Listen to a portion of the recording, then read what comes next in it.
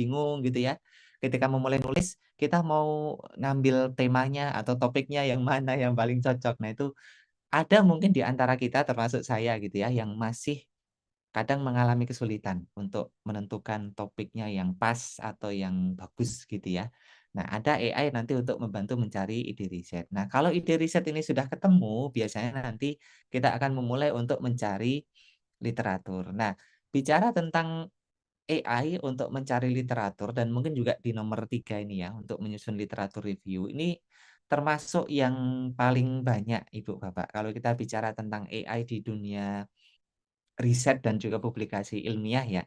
2 dan 3 ini yang barangkali paling banyak. Kita mengenal nama-nama besar seperti Research Rabbit, kemudian SciSpace, lalu ada konsensus gitu ya, ada lead map, ada connected papers dan lain sebagainya. Ini kita gunakan untuk kebutuhan menemukan literatur dan juga menyusun literatur review. Nah, kalau literatur review sudah kita buat gitu ya, atau literatur sudah kita kumpulkan, biasanya kita akan mulai menulis papernya. Nah, AI untuk menulis paper pun juga ada gitu ya. Sekarang sudah ada, tidak hanya satu, banyak saya kira beberapa AI yang bisa kita gunakan, bisa kita manfaatkan untuk memudahkan kita menulis paper. Yang awalnya mungkin satu paper itu kita tulis dalam waktu 1 bulan misalnya begitu nggih. Sekarang dengan teknologi AI, Bapak Ibu bisa menyelesaikan paper hanya dalam waktu 1 hari gitu ya, atau mungkin ya yang rasional mungkin 3 hari begitu ya, 3 hari 1 paper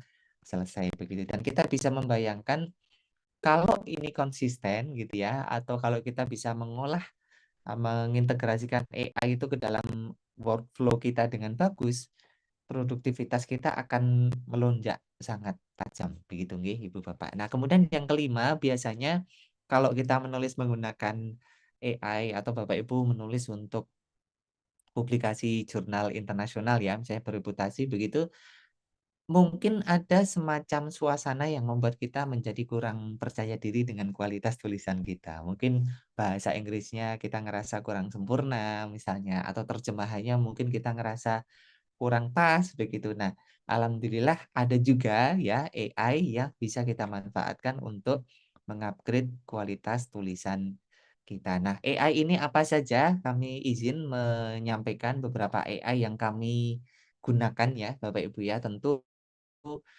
masih ada ribuan AI yang bisa Bapak Ibu pilih. Nah, ini kami sampaikan beberapa AI yang menjadi favoritnya teman-teman di komunitas kami, di Research ID Academy ya, beberapa kami sampaikan. Nah, untuk mencari ide riset ini Bapak Ibu, ada banyak pilihan, ini barangkali yang termasuk yang paling, sering digunakan gitu ya. Jadi kalau kita bicara untuk mencari ide riset, untuk brainstorming, untuk, Bapak Ibu perlu teman ngobrol gitu ya. Kalau dulu zaman kami kuliah mungkin kesulitan ketika nggak ada teman diskusi gitu ya, sehingga, penat begitu butuh teman ngobrol tapi nggak ada yang bisa memenuhi. Nah, sekarang kita sangat dimanjakan dengan kehadiran teknologi chatbot atau robot untuk chat generatif gitu ya.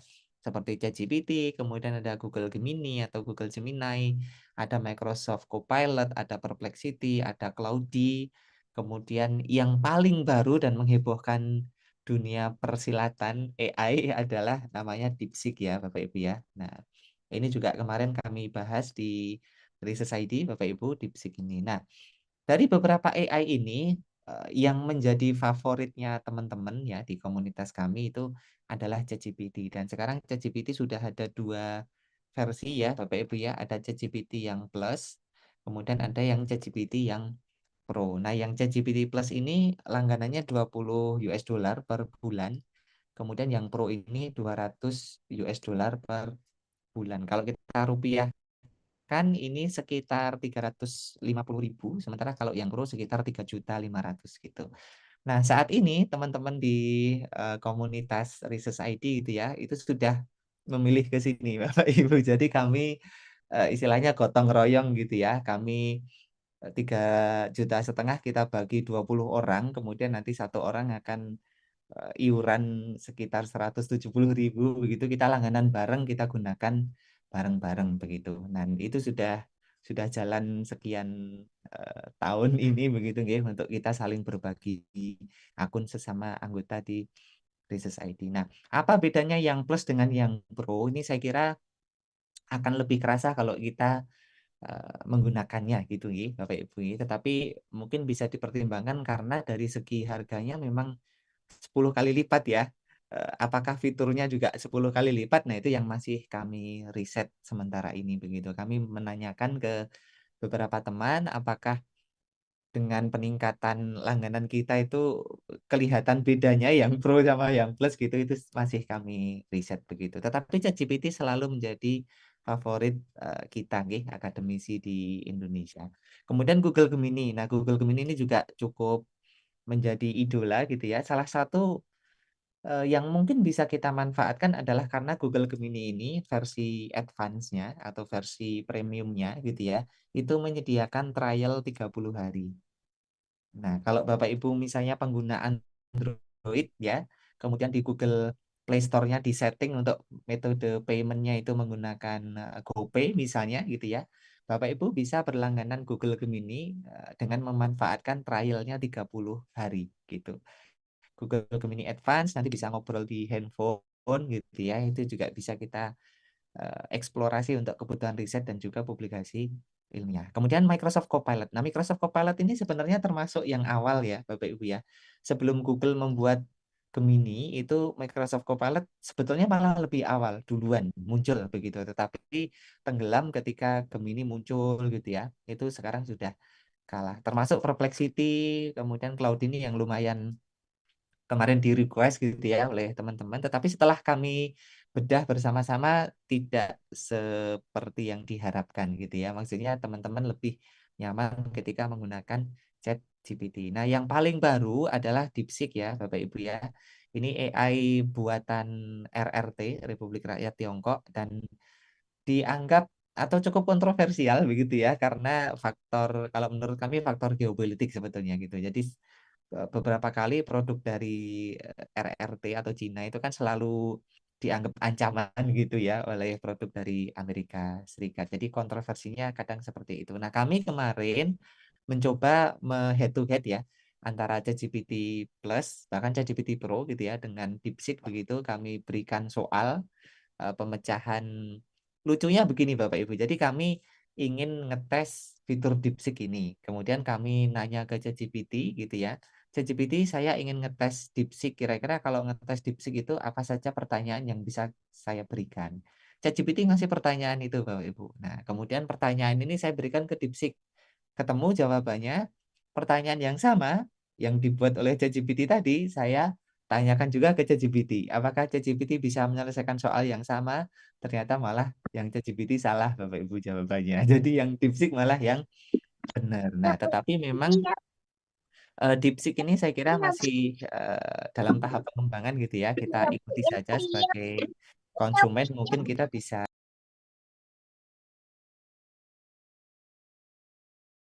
ya. Sebagai konsumen kita fokus saja untuk mencicipi gitu ya, mana yang paling bagus, mana yang kira-kira membuat kita nyaman. Nah, ini AI untuk mencari ide riset yang menjadi favorit biasanya adalah ChatGPT. Kemudian AI untuk menemukan literatur, ini ada banyak pilihan ya Bapak Ibu ya. Yang pertama ada, Research Rabbit nih Bapak Ibu. Research Rabbit ini full, gratis ya. Jadi kalau Bapak Ibu mencoba mengakses ke researchrabbit.ai, ini kita bisa mencari literatur dan dia nanti akan menunjukkan jejaring literaturnya, dia dikutip oleh siapa gitu ya. Kemudian nanti referensi yang mirip itu yang mana saja begitu. Nanti bisa kita gunakan untuk menunjukkan relasi antara paper yang satu dengan paper yang lain. Nah, ada juga Scilit.net. Scilit.net atau sekarang namanya Scilit.com ini Bapak Ibu. Mohon izin kami edit sedikit ya. Jadi ini bukan lagi Scilit.net tapi namanya adalah Scilit.com. Ini kalau Bapak Ibu belum pernah menggunakan mungkin kami sarankan untuk mencoba Bapak Ibu karena Scilit.com ini dia full gratis. Kemudian dia mengindeks tidak hanya di Scopus gitu ya, tapi jurnal di beberapa publisher di pengindeks seperti WOS gitu ya, itu tersedia juga di scilab.com begitu. Bapak Ibu mau nyari artikel atau naskah jurnal nanti bisa ketemu. Bapak Ibu ingin mencari publisher juga ada, mau mencari jurnal sasaran untuk publikasinya juga ada. Dan bagusnya adalah ini gratis. Termasuk kalau Bapak Ibu ingin mencari author ya atau nama penulis artikel nanti bisa mencari di scilab.com. Nah, selain ini sebenarnya ada misalnya semantic scholar ya, ada semantic scholar, kemudian ada connected papers misalnya, kemudian ada lead maps dan lain sebagainya. Jadi ini cukup banyak ya Bapak Ibu ya untuk menemukan literatur ini cukup banyak. Bapak Ibu hanya cukup memasukkan DOI misalnya begitu ya. Kemudian nanti AI ini akan menunjukkan keterkaitannya dengan beberapa paper yang lain yang sejenis begitu. Ini untuk menemukan literatur. Kemudian untuk menyusun literatur review ini juga saya kira yang menjadi salah satu tugas krusial ya. Kalau kita bicara tentang menulis paper ini kan bisa kita katakan salah satu agenda paling besar ya begitu ya. Dan menyusun literatur review ini terdiri atas beberapa tahap Bapak Ibu. Yang pertama kita bisa mulai dengan membaca papernya gitu ya. Kemudian kita memahami isi papernya. Lalu keunggulan papernya apa saja, kelemahan papernya apa saja, menemukan novelty risetnya begitu, termasuk biasanya nanti Bapak Ibu kalau menyusun literatur review dengan AI ini Bapak Ibu akan dengan mudah ya, misalnya diminta menunjukkan ini research gap-nya apa misalnya, atau kekurangannya apa, rekomendasinya apa dan sebagainya. Ini bisa dilakukan dengan sangat mudah Bapak Ibu dengan bantuan AI. Nah, tool AI yang bisa digunakan Bapak Ibu ada beberapa opsi ya. Yang pertama lagi-lagi ChatGPT bisa kita gunakan ya, bisa kita gunakan untuk menyusun literatur review. Bapak Ibu bisa ngupload 2 atau 3 PDF misalnya ke ChatGPT, kemudian diminta untuk di breakdown dalam bentuk tabel misalnya kolom 1 adalah nama penulis, kolom 2 adalah judul, kolom 3 isi papernya apa, kolom 4 kelemahannya apa, kolom 6 keunggulannya apa. Itu ChatGPT dengan sangat mudah bisa membuatkan itu untuk kita Bapak Ibu. Nah, opsi lainnya ada Chat PDF, kemudian ada Google Gemini juga bisa meskipun mungkin masih ketinggalan ya kalau dibandingkan dengan ChatGPT ini masih ketinggalan. Nah, yang menjadi favoritnya teman-teman di Research ID itu adalah SciSpace Bapak Ibu. Ini saya yakin Bapak Ibu juga sering mendengar nggih untuk SciSpace ini. Ini termasuk yang favorit dan SciSpace sekarang ada perkembangan Bapak Ibu, kalau kemarin itu SciSpace yang Pro ya atau yang berlangganan itu ya, itu per bulannya $20 sama dengan harga ChatGPT Plus 1 bulan. Tetapi sekarang sudah ada SciSpace yang versi apa namanya ya, advance apa ya? Itu sudah lebih mahal lagi. Kalau tidak keliru $90 per bulan gitu. Jadi sekarang SciSpace alamatnya tidak lagi typeset.io Bapak Ibu, tapi kembali ke dulu. Jadi scispace.com. Nah, ini sekarang alamatnya di scispace.com dan dia menawarkan versi yang gratis serta versi berbayar. Versi berbayar sudah ada 2 opsi gitu. Nah, kegunaan SciSpace itu nanti untuk mencari literatur bisa, upload PDF Bapak Ibu bisa, kemudian mereview PDF juga bisa ya dilakukan. Ada AI detektor juga, kemudian bisa untuk paraphraser juga. Jadi ini ibaratnya adalah tool all in one ya. Satu tool untuk semua kebutuhan riset publikasi bisa kita lakukan menggunakan SciSpace ini. Kelemahannya hanya satu kalau menurut komentar teman-teman di Research ID ya Bapak Ibu ya, dia tidak bisa mencarikan jurnal yang khusus misalnya Q1 misalnya atau khusus Q2 gitu ya. Atau kita pengen database-nya dari Scopus aja. Nah, itu tidak bisa Bapak Ibu. Nah, kemudian ada konsensus app, ini juga alternatif ya saya kira. Ada namanya konsensus.app. Fungsinya mirip seperti beberapa AI yang mungkin Bapak Ibu pernah dengar Esite ya. Kemudian Scopus AI. Scopus AI itu juga basicnya seperti konsensus app ini Bapak Ibu. Jadi kita mengetikkan pertanyaan di Scopus AI atau di konsensus gitu ya. Nanti dia akan mengenerate jawabannya lengkap dengan referensinya. Biasanya seperti itu. Nah, Ini konsensus bisa kita gunakan untuk mencari literatur, kemudian ada filter untuk memilih kuartil literaturnya. Kalau Bapak Ibu menggunakan konsensus, itu ada opsi untuk memilih mau Q1, Q2, Q3 gitu ya, itu ada opsinya, gitu. Ini ada langganannya juga, nanti akan kami sampaikan di slide yang lain nggih, Bapak Ibu. Kemudian ada answerthis.io. Ini tool untuk content generator juga, Bapak Ibu, masih relatif baru, baru tahun 2024 diperkenalkan ini answerthis.io, dan kami juga sama seperti ChatGPT tadi juga melanggan ya untuk versi Pro-nya, dan teman-teman lumayan terbantu dengan fitur ini. Nah, salah satu keunggulannya adalah answer this ini bisa kita perintahkan untuk membuatkan structured literatur review, dan nanti akan terstruktur literatur review-nya langsung gitu ya. Ini salah satu keunggulannya. Nah, ini untuk AI yang kita gunakan untuk menyusun literatur review, kemudian biasanya kita butuh bantuan juga untuk menulis paper gitu ya. Nah, ada beberapa alternatif yang bisa kita gunakan. Ini ada Jenny AI, kemudian Gilbert juga ada gitu ya untuk fitur content generator-nya untuk menulis. Kemudian ada Writeful, termasuk SciSpace juga sekarang menyediakan AI writer juga nih Bapak Ibu. Jadi kalau Bapak Ibu dari paparan yang nomor 2, nomor 3, nomor 4 ini ya, SciSpace selalu ada di situ. Sebenarnya ya, kalau kita merangkum begitu, SciSpace ini termasuk yang recommended ya Ibu Bapak untuk memudahkan riset dan juga publikasi kita. Nah, yang terakhir adalah untuk mengupgrade tulisan paper. Biasanya mungkin Bapak Ibu menulis dalam bahasa Inggris, kemudian diterjemahkan ke dalam bahasa Indonesia ke bahasa Inggris gitu ya. Perlu tool, atau kalau mau ke penerjemah agak kurang bersahabat ya di kantong kita begitu. Tersedia beberapa AI yang bisa memudahkan kita untuk memperbaiki kualitas paper kita. Mulai yang paraphraser kita bisa menggunakan Killbot ya, kemudian untuk translator kita bisa menggunakan Grammarly. Pun ya, mohon izin ini kami berbicara dalam lingkup teknologi ya Bapak Ibu ya, bukan dalam lingkup etika. Kami sedikit bukan meninggalkan ya, menanggalkan identitas filsafat dulu nih, karena kami tidak mau bicara etika dulu gitu ya, tetapi bicara dalam ranah teknologi. Sebetulnya kalau Bapak Ibu artikelnya itu terdeteksi dibuat oleh AI gitu ya, sebenarnya tersedia juga AI untuk membuat supaya tulisannya menjadi human gitu. Dan AI humanizer ini ada beberapa pilihan ya, ada Higgs, ada Undetectable AI, ada Humbot.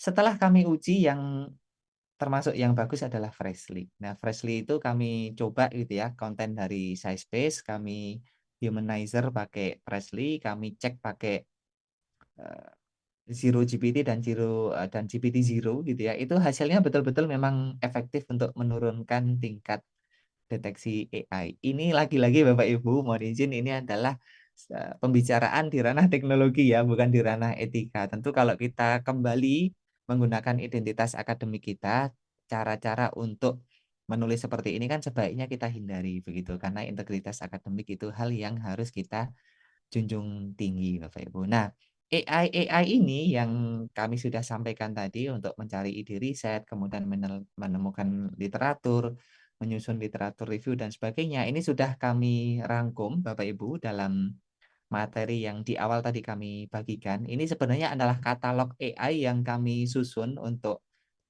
anggota komunitas kami ya. Dan di webinar ini kami bagikan secara cuma-cuma kepada Bapak Ibu, monggo nanti bisa digunakan sebagai referensi ya, minimal Bapak Ibu misalnya ada kolega yang nanya, "Tahu nggak ada AI ini?" Misalnya begitu.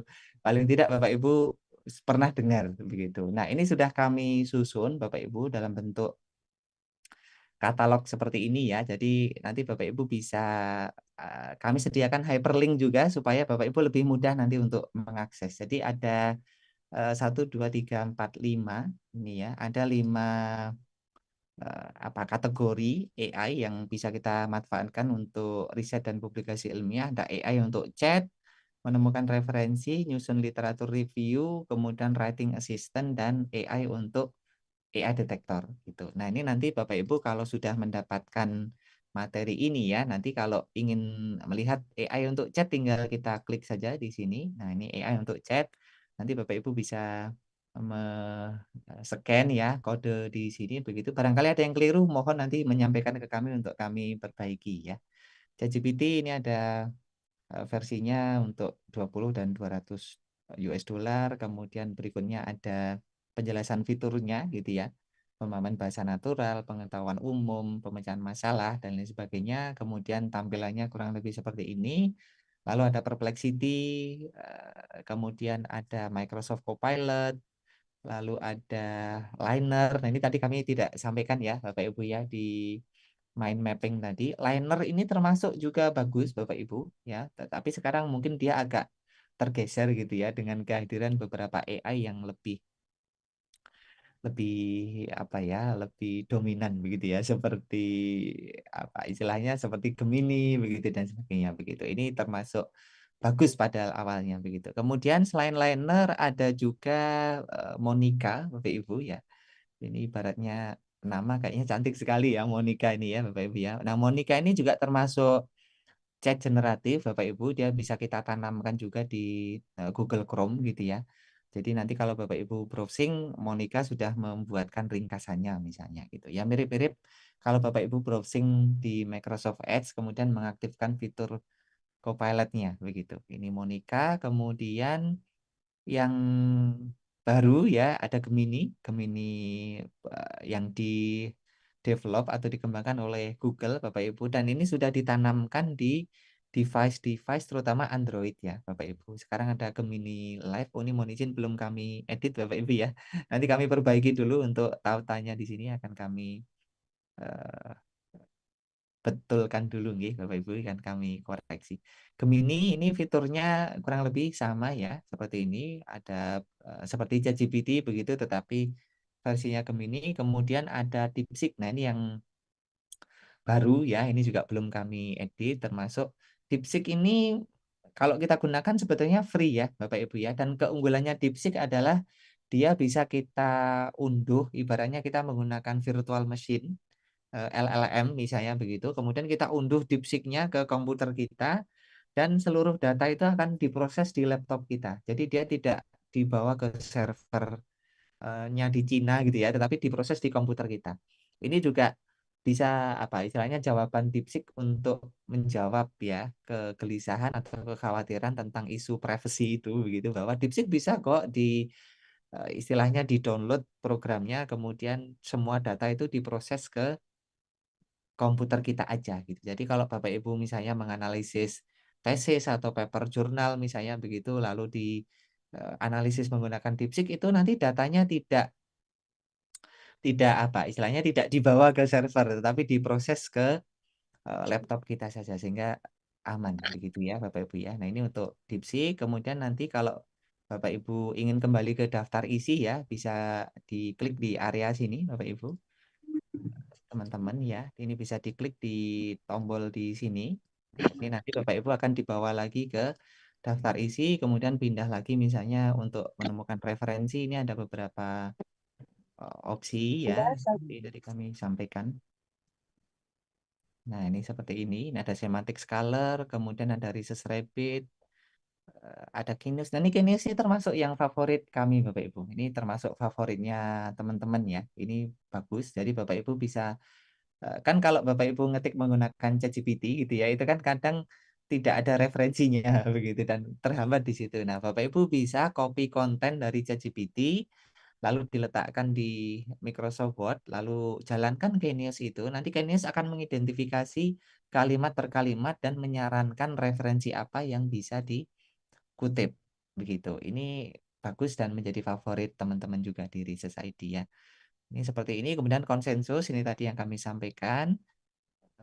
Lalu ada connected papers, ada lead maps, dan sebagainya gitu. Kemudian kalau kembali ke daftar isi seperti ini begitu. Nah, ini untuk writing assistant seperti ini. Monggo nanti Bapak Ibu bisa menggunakan file ini ya untuk minimal sebagai pegangan saja gitu ya, minimal sebagai pegangan kalau nanti Bapak Ibu membutuhkan AI untuk writing assistant apa ya kira-kira. Nah, coba nanti Bapak Ibu buka gitu ya, oh writing assistant itu ada Jenny, oh ternyata ada, Killbot gitu ya, kemudian ada Writeful, lalu ada dan lain sebagainya. Nah, ini untuk AI detektor ada Zero GPT, ada GPT Zero, kemudian ada SciSpace juga sebetulnya bisa ya Bapak Ibu ya dan sebagainya. Nah, ini sedikit profil ya kami begitu terkait dengan yang dibacakan oleh Mbak Sabila tadi saya kira dan ini sedikit pemaparan kami Mbak Sabila dan Bapak Ibu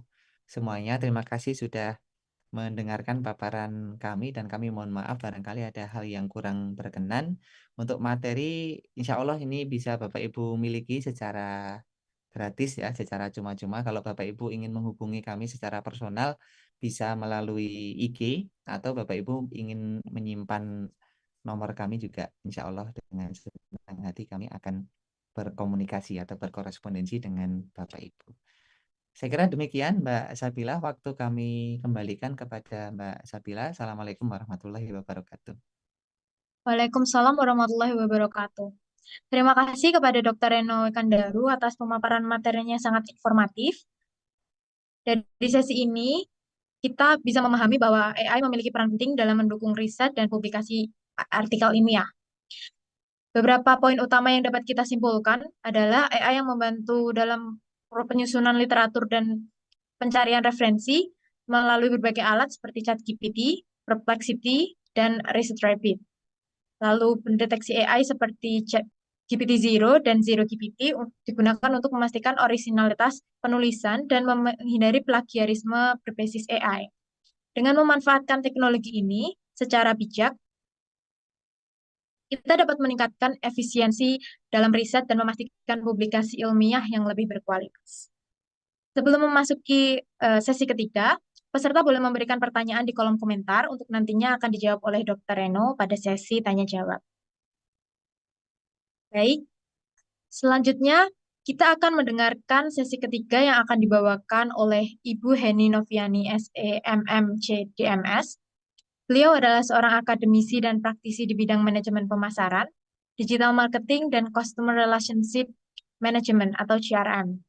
Saat ini, beliau menjabat sebagai dosen di Universitas Pajajaran yang memiliki pengalaman yang luas dan bidang akademis dan penelitian. Ibu Heni juga aktif dalam berbagai kegiatan pengabdian masyarakat, khususnya dalam pendampingan dan pelatihan digital marketing, serta memiliki keahlian dan public relation dan komunikasi bisnis. Tanpa berlama-lama, mari kita sambut Ibu Heni Noviani SEMM CDMS untuk menyampaikan materinya. Kepada beliau, kami persilahkan.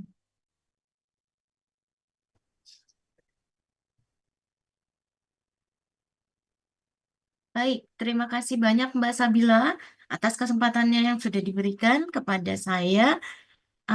Untuk presentasinya, Mbak Sabila yang akan tayangkan ya. Baik, kami bantu Ibu.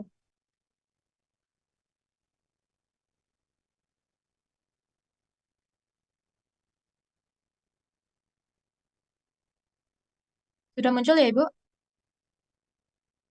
Ya, sudah Mbak. Baik, Bismillahirrahmanirrahim. Assalamualaikum warahmatullahi wabarakatuh. Waalaikumsalam warahmatullahi wabarakatuh. Selamat siang Bapak Ibu sekalian. Saya merasa minder ini karena presentasi-presentasi dari narasumber sebelumnya itu sangat luar biasa. Dengan adanya AI, semua bentuk yang terbaru yang dapat membantu penelitian itu sangat luar biasa.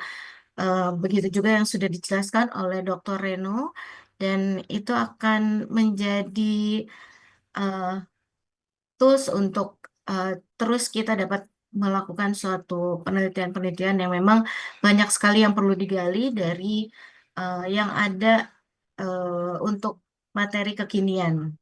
Jadi di sini untuk saya yang akan saya dapat berikan kepada Bapak Ibu sekalian adalah memberdagakan penelitian. Nah, tentunya ini dengan alat dan teknik penulisan proposal tentunya ini penelitian dengan Scopus AI. Nah, ini mungkin agak berbeda dengan narasumber yang lain, di mana proposal penelitian ini sangat diperlukan karena memang kita juga dari segi keilmuan itu sangat luar biasa bertumbuh, dan memang proposal ini dibentuk dari materi yang tidak hanya melulu untuk apa namanya jangka waktu yang tidak ditentukan. Next, Mbak.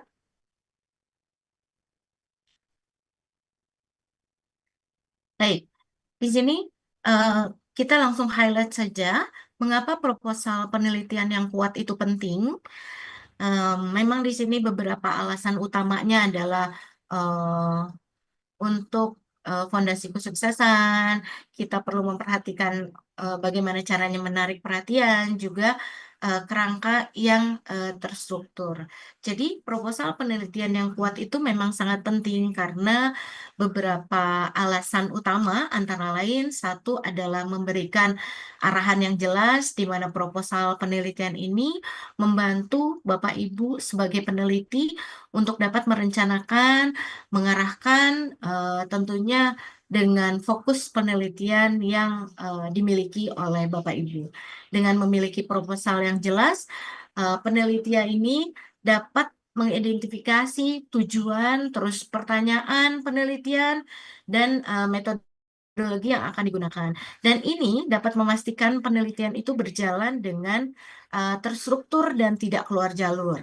Lalu yang kedua adalah menunjukkan keberhasilan atau relevansi, tentunya ini untuk keberlanjutan, di mana proposal ini, proposal yang baik itu dapat meyakinkan pembaca, juga seperti dewan penguji atau nantinya kita masuk ke dalam hibah, dan tentunya pemberi hibah tersebut, pemberi dananya, bahwa penelitian yang dilakukan itu relevan dan penting.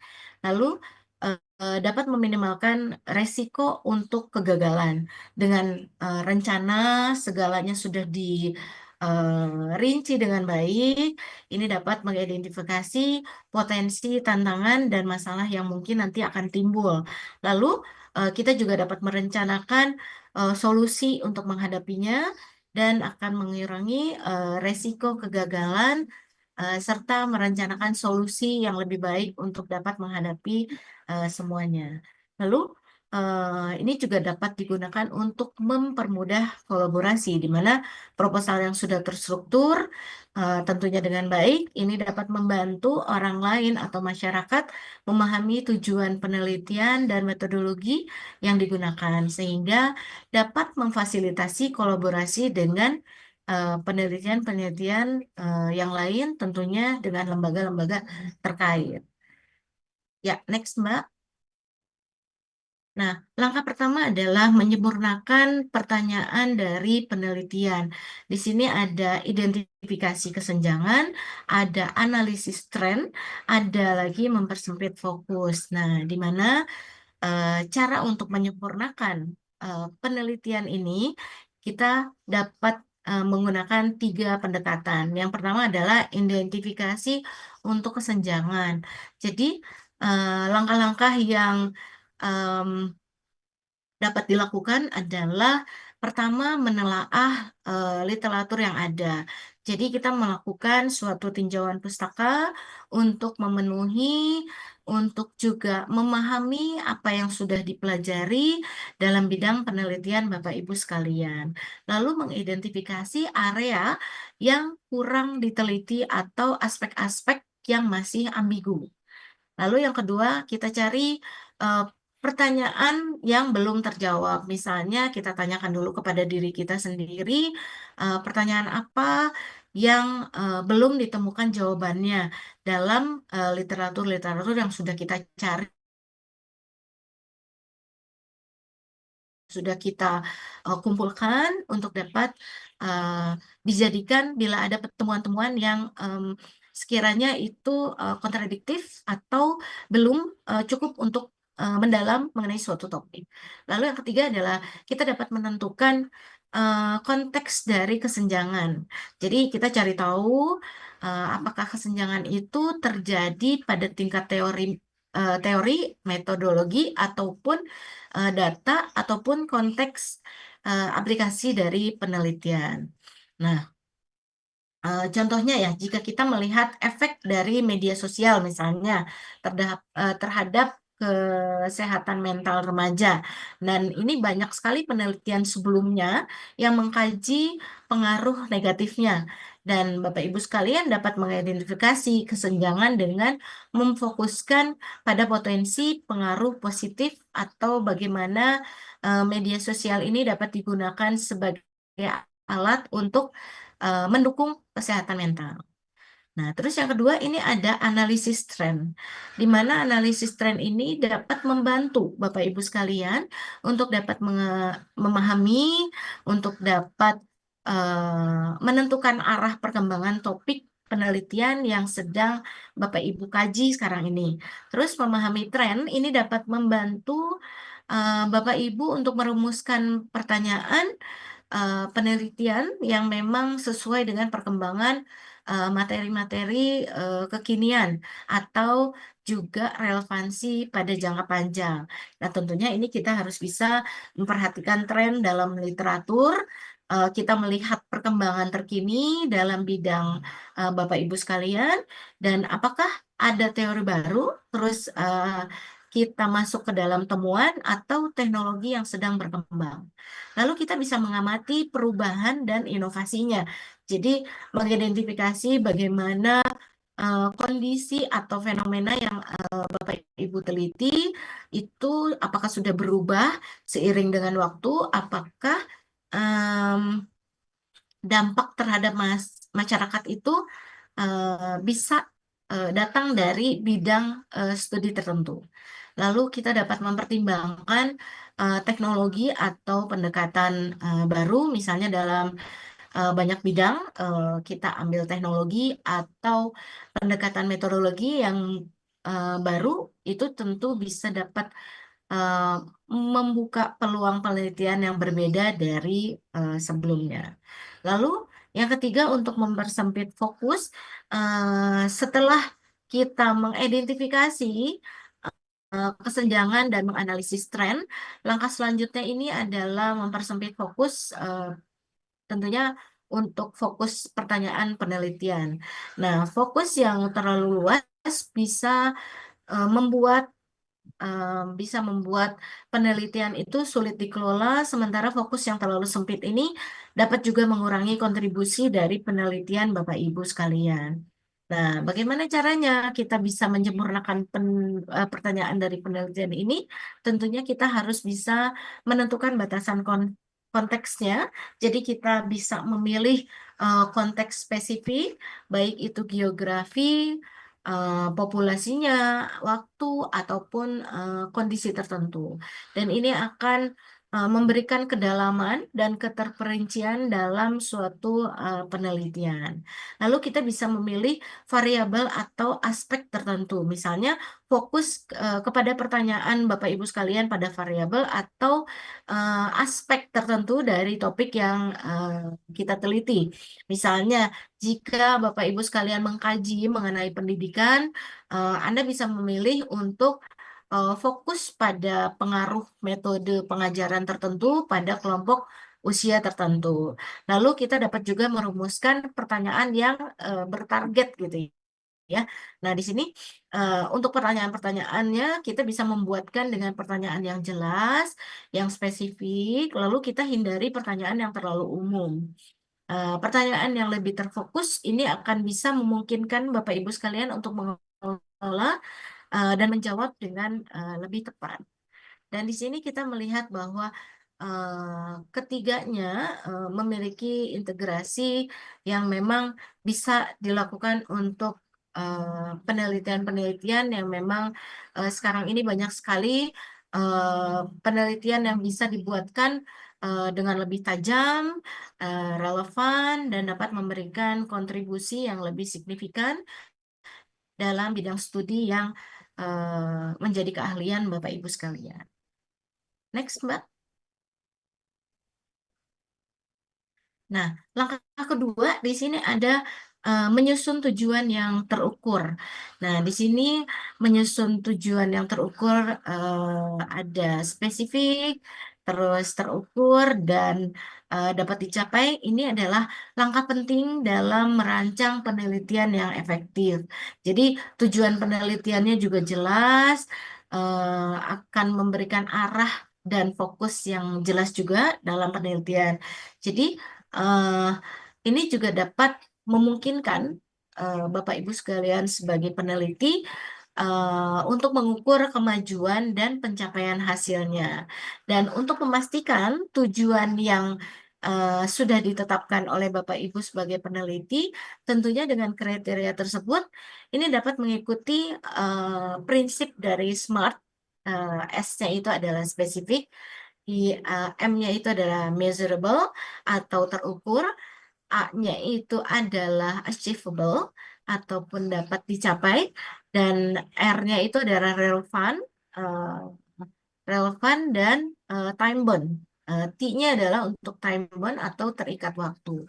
Nah, kita kita jelaskan dari mulai spesifik. Nah, tujuan penelitian itu harus jelas dan terfokus pada suatu hal yang ingin dicapai. Jadi, hindari tujuan yang terlalu umum atau ambigu tadi, dan tujuan spesifik ini menjelaskan dengan jelas apa yang Bapak Ibu inginkan untuk tercapai dan memberikan petunjuk tentang apa yang perlu dilakukan dengan membuat elemen-elemen kunci dari penelitian Anda, misalnya variabel populasi atau area geografis yang memang akan terlibat di sana. Lalu hindari kata-kata yang umum atau terlalu samar ya. Jadi mendingan membuat kata-kata yang jelas dan deskripsi. Dan untuk yang kedua adalah T, yaitu terukur atau measurable. Di sini tujuan penelitian itu harus memungkinkan Bapak Ibu sekalian untuk mengukur hasilnya. Nah, ini berarti Bapak Ibu sekalian perlu menentukan indikator atau kriteria yang digunakan untuk menilai apakah tujuan tersebut sudah tercapai atau belum tercapai. Jadi kita perlu menentukan variabel yang diukur, kita perlu menentukan bagaimana Bapak Ibu sekalian akan mengukur pencapaian tersebut, dan ini bisa dilakukan dengan survei atau wawancara atau tes atau pengamatan.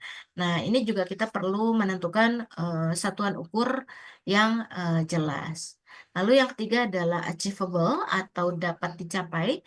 Di sini tujuannya harus realistis ya, dan dapat dicapai dalam konteks sumber daya, waktu, kemampuan, semua itu yang memang kita miliki. Dan tujuannya itu apabila terlalu tinggi atau tidak realistis, ini dapat menyebabkan kegagalan dalam penelitian. Jadi kita harus bisa mempertimbangkan keterbatasan apa yang Bapak Ibu hadapi, seperti waktu, sumber daya, atau kapasitas dari penelitian. Dan kita juga harus bisa menentukan tujuan agar dapat dicapai dengan usaha yang wajar dan perencanaan yang baik. Lalu yang keempat adalah relevan. Ini adalah tujuan yang mana Bapak Ibu sekalian harus dapat menetapkan relevan dengan topik penelitian dan sesuai dengan masalah atau pertanyaan penelitian. Jadi pastikan bahwa tujuan Bapak Ibu sekalian itu buat berkontribusi langsung pada pemahaman dan pemecahan masalah yang akan diteliti. Ini juga dapat dilakukan dengan memastikan tujuan Bapak Ibu sekalian dengan fokus penelitian dan dapat membantu menjawab pernyataan atau pertanyaan dari penelitian. Terus tujuan ini juga harus memberikan manfaat yang jelas bagi perkembangan ilmu pengetahuan atau praktik di bidang masing-masing. Lalu untuk time bound atau terikat waktu, tujuan penelitian ini harus memiliki waktu yang jelas untuk pencapaiannya. Batas waktu membantu kita dalam terus fokus dan terorganisir, tanpa batas waktu ini tujuan itu akan lebih sulit untuk dicapai. Jadi, untuk menggambarkan bagaimana menyusun secara terukur, kita dapat menggunakan prinsip SMART tadi. Next. Dan di sini seperti biasa kita dalam menyusun proposal yang menarik itu perlu dengan pendahuluan, tinjauan pustaka, metodologi, dan hasil. Jadi memang untuk menyusun proposal ini membutuhkan struktur yang jelas dan penyusunan yang tepat. Jadi proposal tidak hanya memaparkan rencana penelitian, tetapi juga membuktikan bahwa penelitian tersebut penting dan relevan dan dapat dilaksanakan. Nah, tentunya di dalam pendahuluan ini yang kita sudah pahami bersama adalah adanya latar belakang, pernyataan masalah, tujuan penelitian, signifikansi penelitian, terus dengan batasan penelitian. Lalu di dalam tinjauan pustaka ini ada review dari teori-teori yang ada, yang sudah dipilih dan sudah dikumpulkan, lalu ada penelitian terkait, ada kesenjangan penelitian. Dan dalam metodologi tentunya ada desain penelitian, ada populasi dan sampelnya, terus ada instrumen penelitian, ada juga prosedur pengumpulan data dan teknik analisis data. Di dalam komponen hasil ini juga ada hipotesis atau prediksi dan ada dampak serta manfaatnya. Nah, biasa seperti yang kita sudah lakukan, semuanya itu dapat disusun secara sistematis dan memaparkan setiap bagian-bagiannya itu dengan jelas. Jadi, Bapak Ibu yang memiliki proposal itu tentunya tidak hanya menarik, tetapi juga kokoh dan siap untuk dilaksanakan. Next.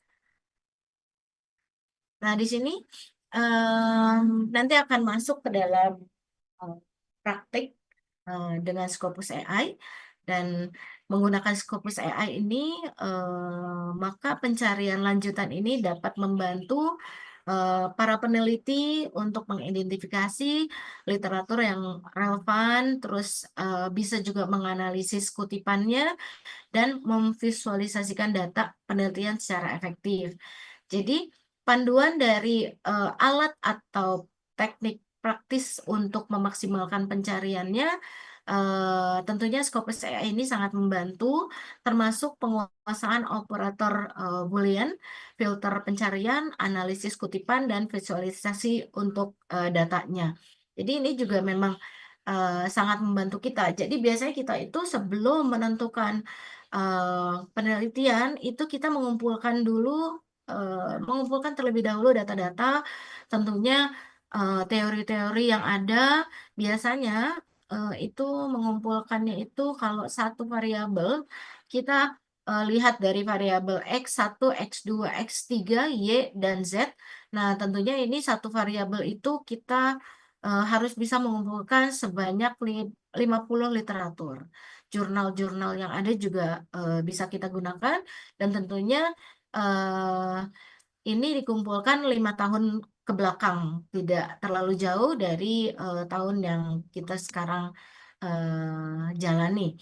Jadi dalam pencarian lanjutan ini memungkinkan penelitian itu menggunakan operator Boolean dan untuk mempersempit, ini bisa juga untuk mempersempit atau bisa juga untuk memperluas pencarian yang dilakukan oleh para peneliti.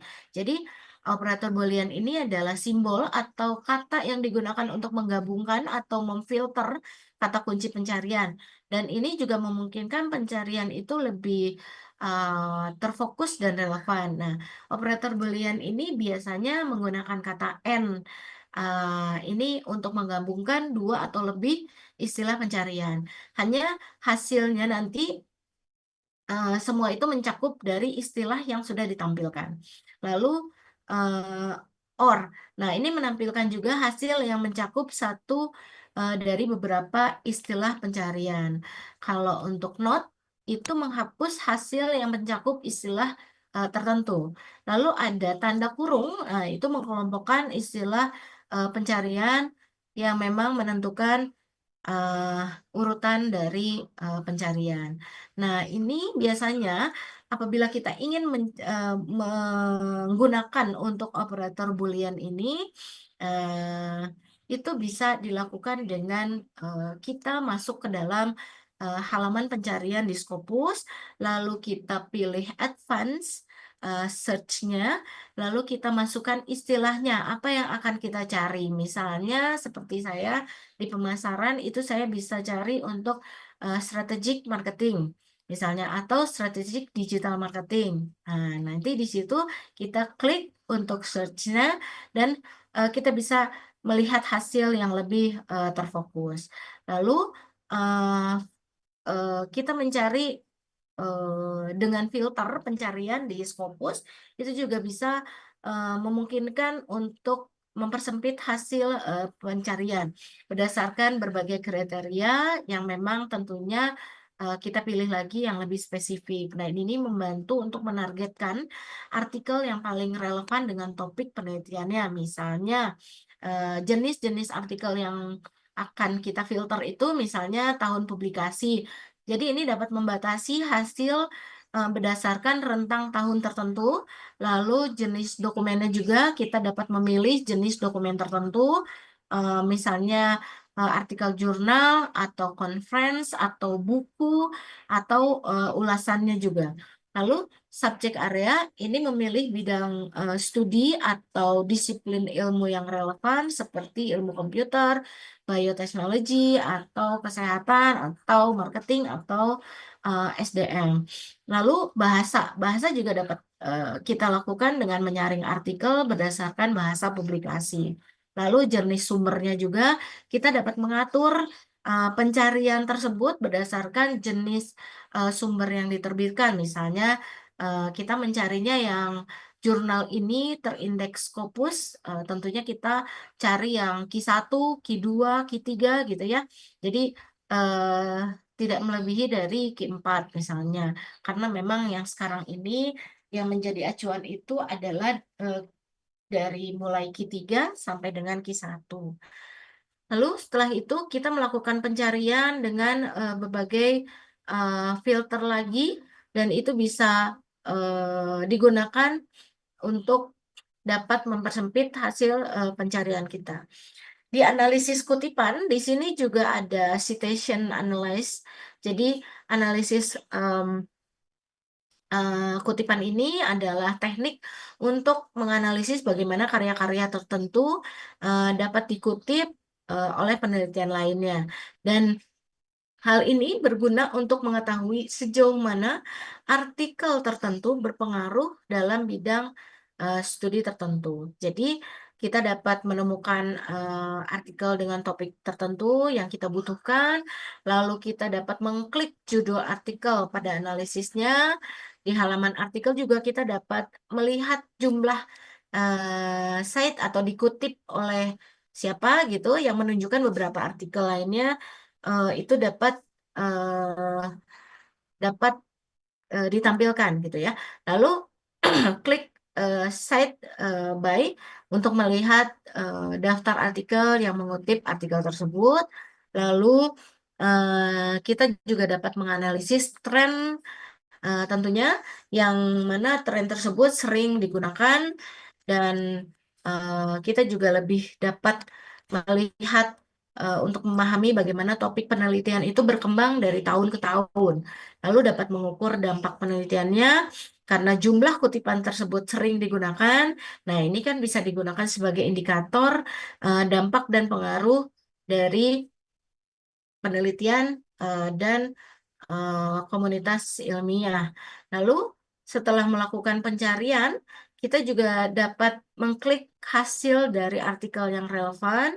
Lalu Scopus ini memberikan fitur citation overview, di mana Bapak Ibu sekalian ini dapat melihat grafik tentunya tentang kutipan jumlah-jumlah kutipan. Terus seiring waktu juga jenis dokumen itu yang banyak dikutip juga seperti apa kita akan bisa mengetahui di sana.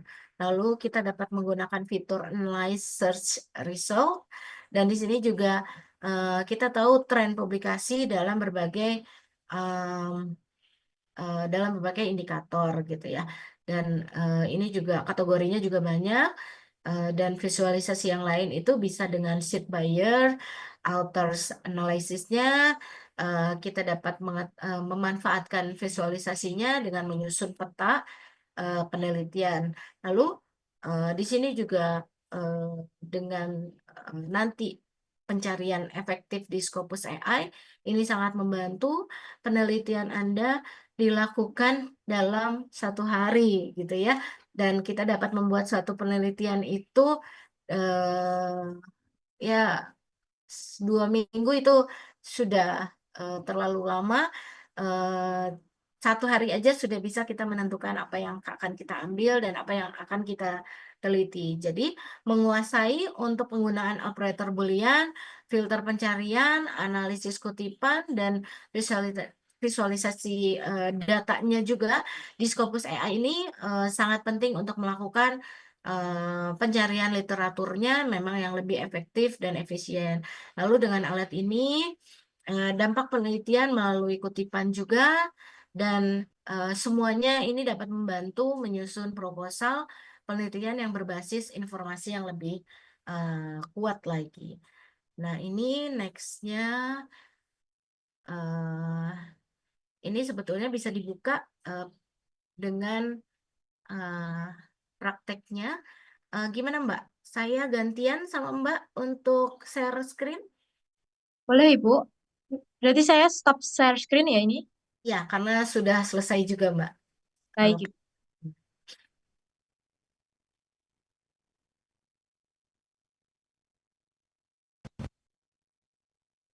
tadi. Apakah sudah terlihat, Mbak? Terlihat, Ibu. Oke. Ya, ini em, ini laman untuk kita dapat mengakses Scopus AI-nya. Dan di sini Bapak Ibu sekalian terlihat bahwa Scopus AI yang saya gunakan ini bisa saya akses. Nah, misalnya kita melihat, kita ingin apa ya? Kita ingin melihat bagaimana, misalnya determinan of digital marketing capability for small business, small, medium business. Nah, seperti itu.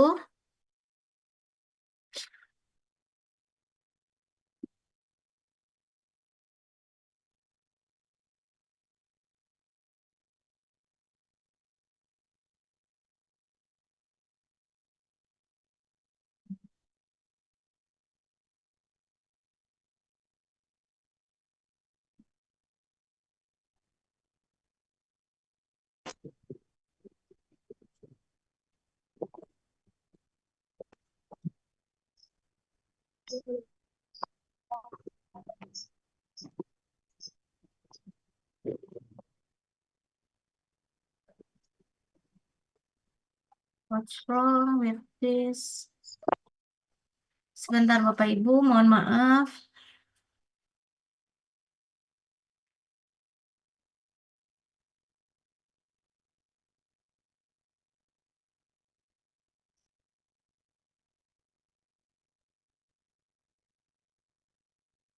Kita langsung saja ke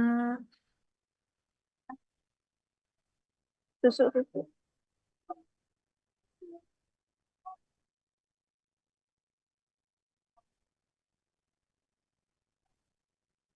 Susu yang di mana ya, Mbak?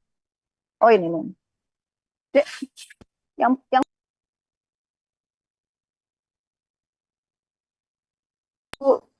Ultra yang vanilla 125 mili.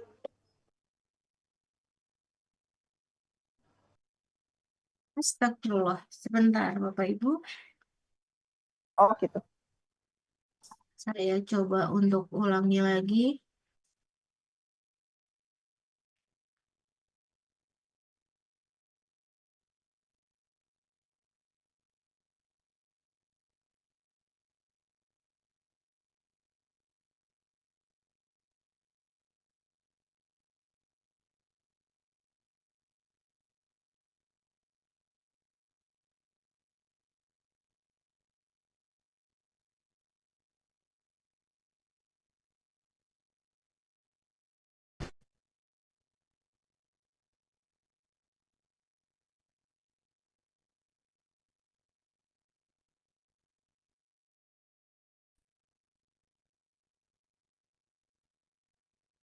Nah, di dalam Scopus AI ini, kita dapat memasukkan untuk apa yang akan kita teliti, komponen-komponennya.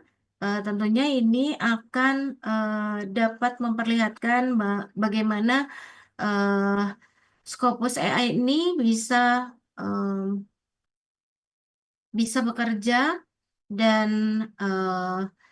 dilihat bahwa Scopus tersebut dapat membantu kita untuk melihat bagaimana eh, bagaimana kita itu membutuhkan suatu informasi yang dapat diakses dari Scopus AI.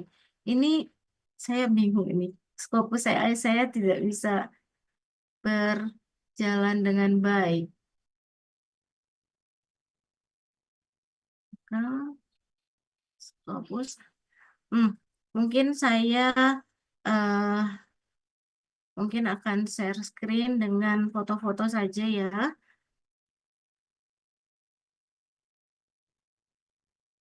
dengan yang sudah saya buatkan.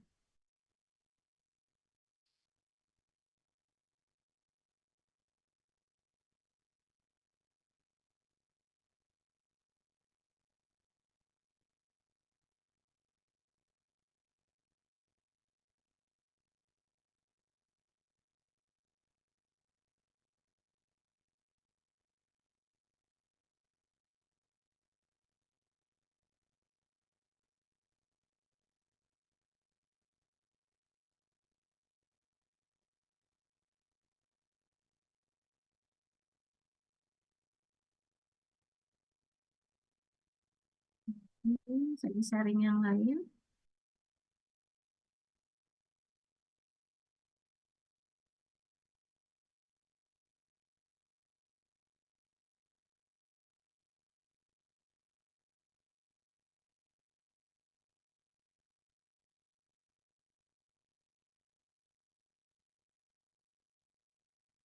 Mohon maaf, Mbak Sabila, sudah ada?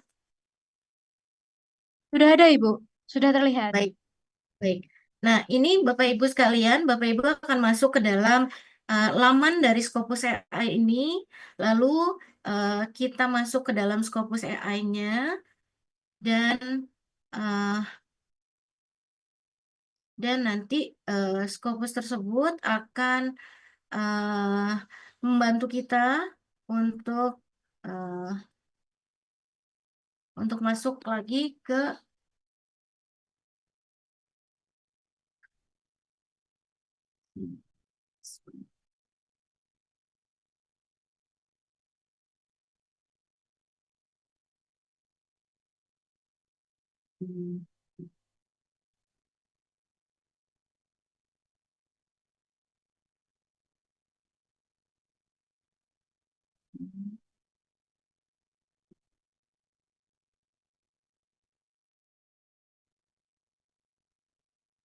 nah, lalu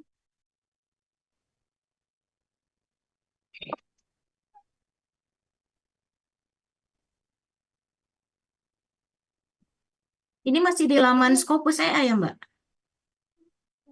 Tidak, Ibu, itu sudah digambar, cuma gambarnya belum terlihat jelas. Masih kecil begitu.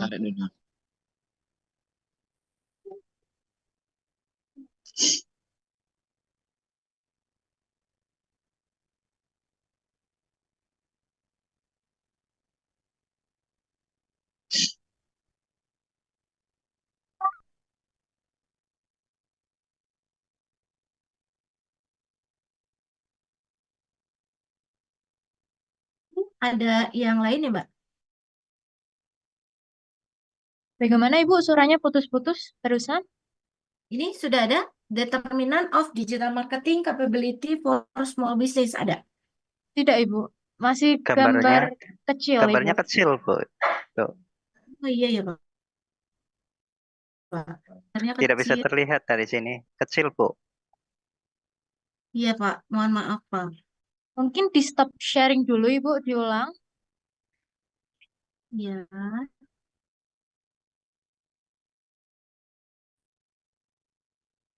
Sebetulnya ini sudah saya persiapkan dengan baik, hanya pada saat ini mungkin grogi ya Scopus AI-nya.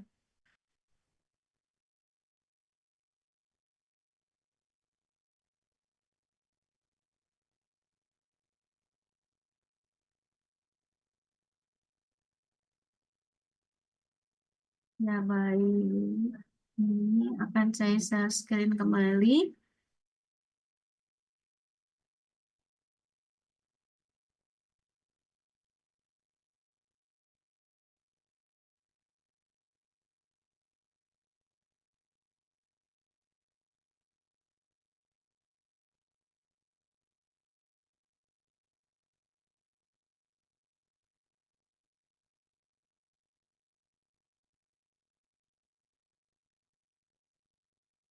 Masih terkendala ya, Mbak?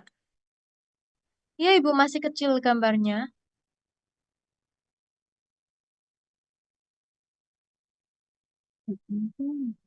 Ini ada? Masih kecil Ibu, masih sama. Kalau di saya ini besar, Mbak. Di Mbak kecil ya. Sepertinya salah pilih bagian screen-nya, Bu. Yang di-share itu loh. Iya ya. Iya, benar, Pak.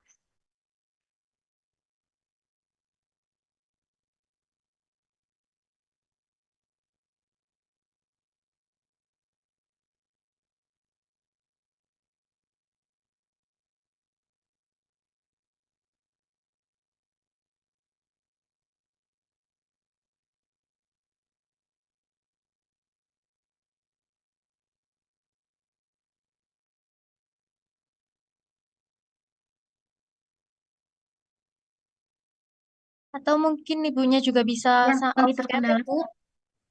Mungkin terkendala jaringan. Di off cam Oh, dulu. sebentar. Saya off cam kan terlebih dahulu.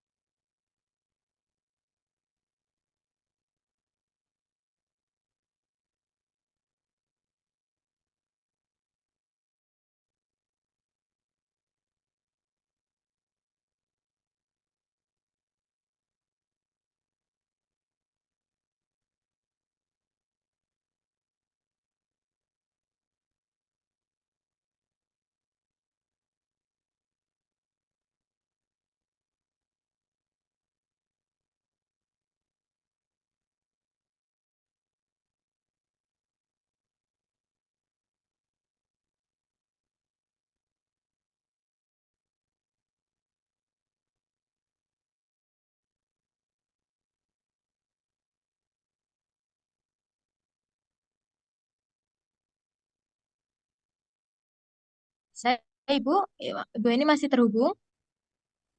Masih, masih, masih, Mbak. Saya masih me-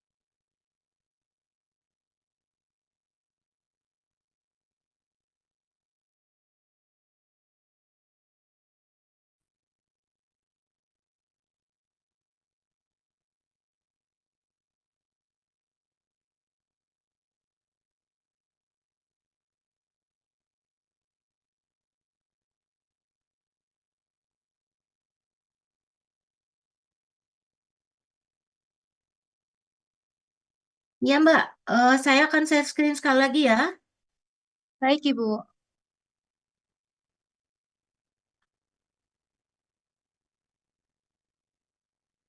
Ya, apakah sudah terlihat, Mbak?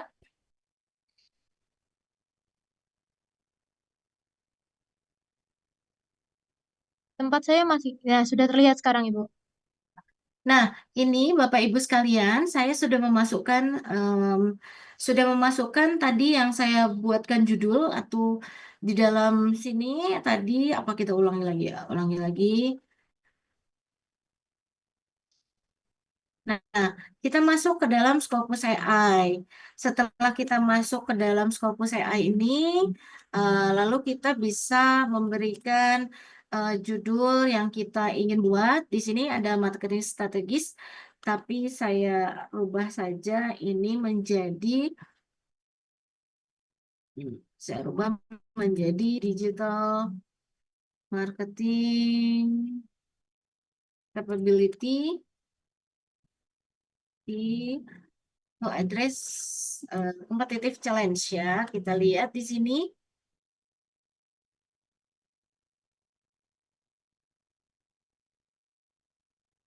Nah, dia sedang meng-create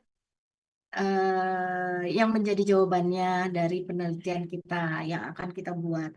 Nah, eh, di sini tadi ada eh, beberapa contoh dari ini ya, apa namanya, operator boolean tadi.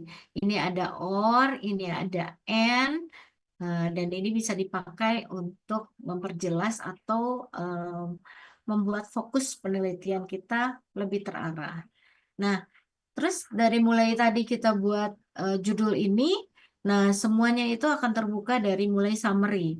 Jadi di sini ada sustainable digital marketing capability in e-commerce ya. Jadi kita bisa melihat bahwa ini dari sini kita sudah melihat bahwa Scopus AI itu sudah bekerja dengan membantu kita dalam memberikan subjek-subjeknya sehingga kita tidak usah apa ya maksudnya bukan tidak usah tapi ini sudah membantu kita untuk mendapatkan atau menampilkan beberapa komponen eh, daripada em, materi tadi gitu ya atau yang kita jadikan variabel. Nah, di sini variabelnya itu bisa kita ambil dari mulai satu ini digital ambiguity and transformation. Nah, ini bisa dilihat terus nomor duanya ada sustainable marketing practice, ada digital marketing strategies, ada digital platform and governance, ada innovation and customer intimacy, terus ada market driven business model innovation, dan di sini juga kita sudah dibantu oleh angka-angka yang ada di kanannya. Nah, ini kalau kita klik, ini adalah summary yang dapat kita gunakan. Jadi ini merupakan summary reference yang dapat kita gunakan. Nah, di sini kita bisa mengambil summary ini untuk kita baca, kemudian apakah itu sesuai dengan penelitian kita atau tidak. Nah, tapi sejauh ini apa yang diambil itu bisa membantu penelitian kita. Jadi kita tidak perlu mencari lagi secara manual, tetapi kita bisa mencari dari yang sudah diarahkan di dalam Scopus AI. Ini juga kita lihat business recent. Nah, ini apa ya? Ini tuh lebih membantu kita dalam mencari referensi jurnalnya sehingga kita sudah tidak perlu bersusah payah lagi untuk mencari satu-satu apakah itu Q1, apakah itu Q2 atau itu Q3. Dan di sini sudah banyak sekali yang dapat membantu kita dan di sini ada 8 jurnal yang bisa membantu kita. Terus di sini juga ada variabel-variabel yang bisa membantu kita atau ini semua variabel apakah kita akan ambil atau tidak. Nah, apakah yang memang lebih condong ke penelitian kita, nah itu yang diambil. Misalnya kita perlu sustainability dari communication-nya. Nah, itu pasti kita perlu dari judul atau materi yang ingin kita ambil dari sini, misalnya sustainable digital marketing. Di sini tentunya yang mendekati yang mana ini kita akan bisa ambil. Lalu di sini juga kita bisa melihat dari 11.200. summary. Lalu di sini ada konsep map. Nah, ini kita bisa lihat dari expanded summary-nya. Kita di sini terbantu dengan kata-kata kunci yang memang kita perlukan dari penelitian tadi. Nah, di sini ada digital transformation and business resiliency, terus ada dynamic marketing capability, itu sangat membantu kita. Dan di sini yang lebih lagi membantu kita adalah konsep map-nya. Sini sudah tersedia sehingga pemodelannya pun lebih mudah diambil. Nah, di sini. Nanti kalau misalnya kita klik, misalnya di digital performance, ini nanti ada lagi Bapak Ibu sekalian yang bisa membantu kita. Nah, tentunya ini banyak lagi jurnal-jurnal yang bisa membantu kita di sini. Lalu ada lagi di topik expert. Ini bisa ada atau bisa tidak ada ya, Bapak Ibu. Tidak selamanya topik expert ini muncul. Jadi ini hanya memberikan kita bagaimana jurnal yang untuk membantu kita itu bisa kita padu-padankan karena memang di sini ada citation. Ya, jadi ada matching dokumen juga. Kita bisa mengetahui citation-nya seberapa, terus matching dokumennya seperti apa, dan H-index-nya juga ada. Nah, ini tidak semuanya bisa tampil ya Bapak Ibu. Lalu di sini ada emerging themes, di mana emerging theme ini dapat membantu kita dalam penelitian, yaitu jadi di sini ada role digital marketing in promotion sustainable customer behavior. Nah, ini adalah tema yang memang sudah konsisten gitu ya, sudah ada gitu, yang sudah banyak diteliti. Dan ini juga sama yang sudah banyak diteliti gitu ya, dari sustainable marketing strategies in e-commerce, dan ini juga digital transformation ini sudah biasa diteliti. Nah, kita melihat yang rising team. Jadi rising team ini adalah penelitian yang masih berlanjut, penelitian yang masih banyak perlu kolaborasi-kolaborasi atau materi-materi atau pengembangan dari penelitian tersebut. Jadi kita melihat dari rising team. Oh, kalau misalnya seperti itu berarti di rising team ini yang akan kita teliti atau yang akan kita ambil gitu ya.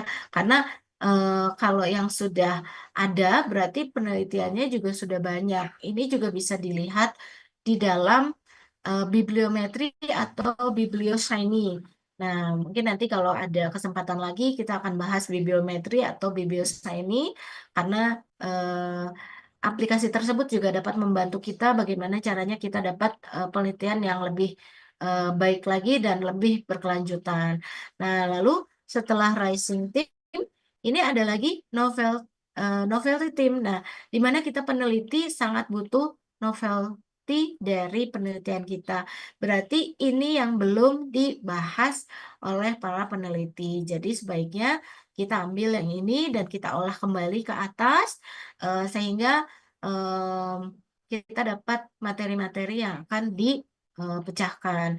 Lalu di sini juga ada Go Deeper, di mana Go Deeper ini dapat membantu kita untuk mengetahui komponen apa saja yang akan kita perlukan di dalam materi atau variabel yang akan kita ambil. Di sini tentunya membantu dari semua penelitian. Nah, tentunya di sini Scopus AI ini apabila kampus Bapak Ibu sudah memiliki Scopus AI dan itu bisa digunakan. Tetapi apabila yang belum, Bapak Ibu boleh Mohon maaf ngobrol. Ibu Heni, bagaimana bisa Mengingat waktu sudah mau melebihi alokasi. ya, ini alhamdulillah sudah selesai, Mbak. Jadi, Baik, Ibu. Bapak Ibu nanti apabila ada yang perlu untuk Scopus AI, Bapak Ibu bisa menghubungi saya untuk mendapatkan Scopus AI ini. Terima kasih kepada Mbak Sabila. Saya ucapkan Assalamualaikum warahmatullahi wabarakatuh. Waalaikumsalam warahmatullahi wabarakatuh. Terima kasih kepada Ibu Heni Noviani atas pemaparannya. Dari sesi ini kita paham bahwa proposal penelitian yang kuat dan struktur memiliki peluang lebih besar untuk disetujui dengan memanfaatkan Scopus AI. Baik, untuk selanjutnya kita akan memasuki sesi tanya jawab. Silakan bagi peserta yang belum bertanya boleh menuliskannya di kolom komentar. Dan ini sudah ada pertanyaan untuk Pak Rizky dari Ibu Oki Ernawati. Untuk Pak Rizky, bagaimana prompt untuk mencari referensi jurnal di ChatGPT? Karena menurut percobaan, jurnal yang dijawab ChatGPT ternyata tidak ada jurnal tersebut di OJS manapun. Untuk Pak Rizky, Iya, bisa menjawab pertanyaan tersebut? kasih Kak Salsa.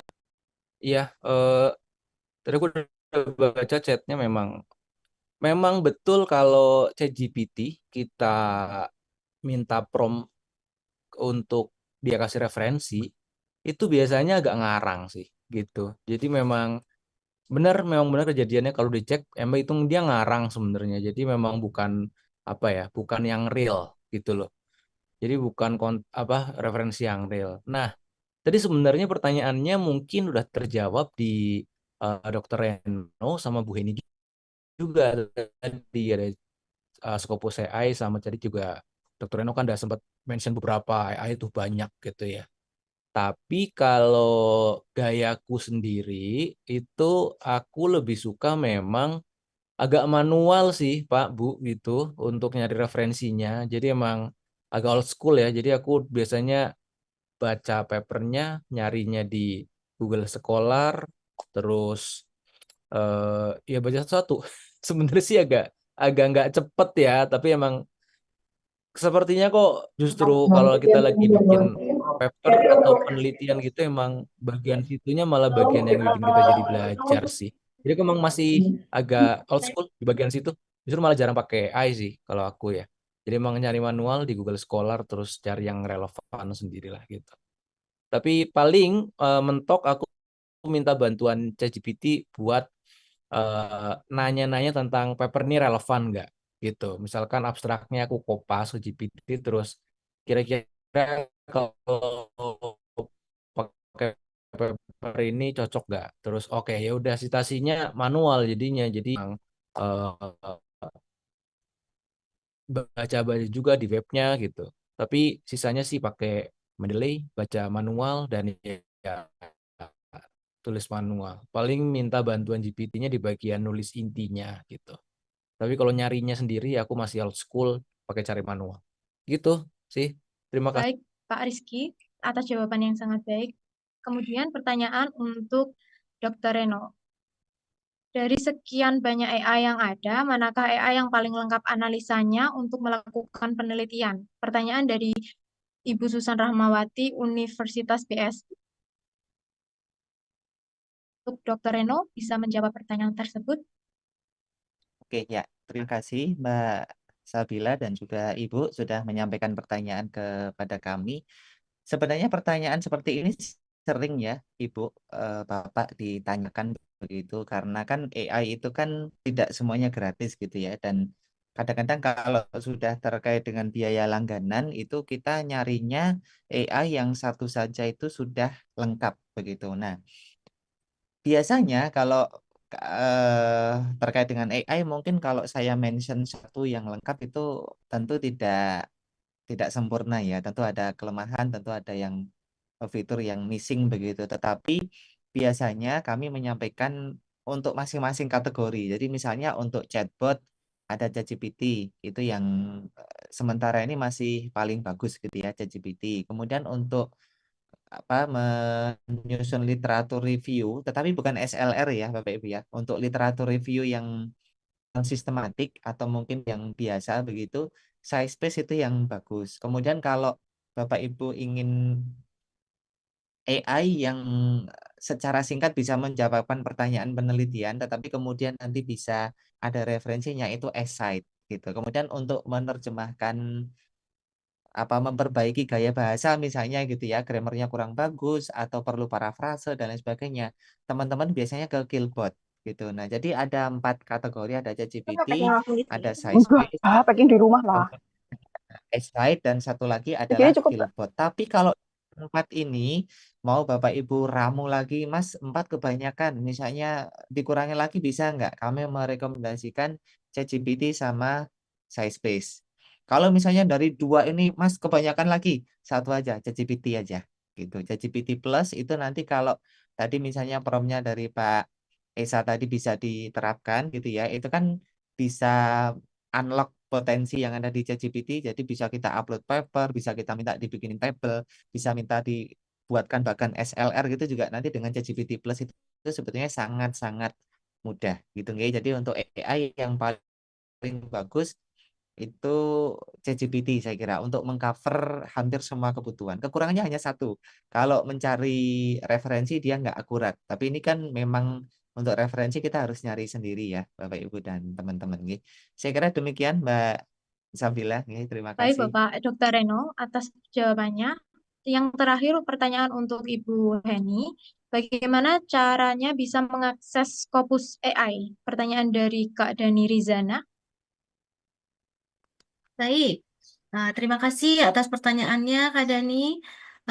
Ini Scopus AI ini sebetulnya ada di universitas masing-masing, tetapi tidak semua universitas ada. Hanya kalau ingin mengaksesnya, ada benefit yang harus kita keluarkan dan itu hanya 1 kali seumur hidup. Jadi kalau misalnya ingin menggunakan, Bapak Ibu bisa menghubungi saya dan saya akan bantu nantinya. Seperti itu, Mbak Sabila. Baik, Ibu Heni, terima kasih atas jawabannya. Mengingat waktu sudah over, untuk pertanyaan yang belum terjawab, nanti bisa menghubungi langsung kepada pemateri. Dan untuk absen, sudah saya taruh di kolom chat.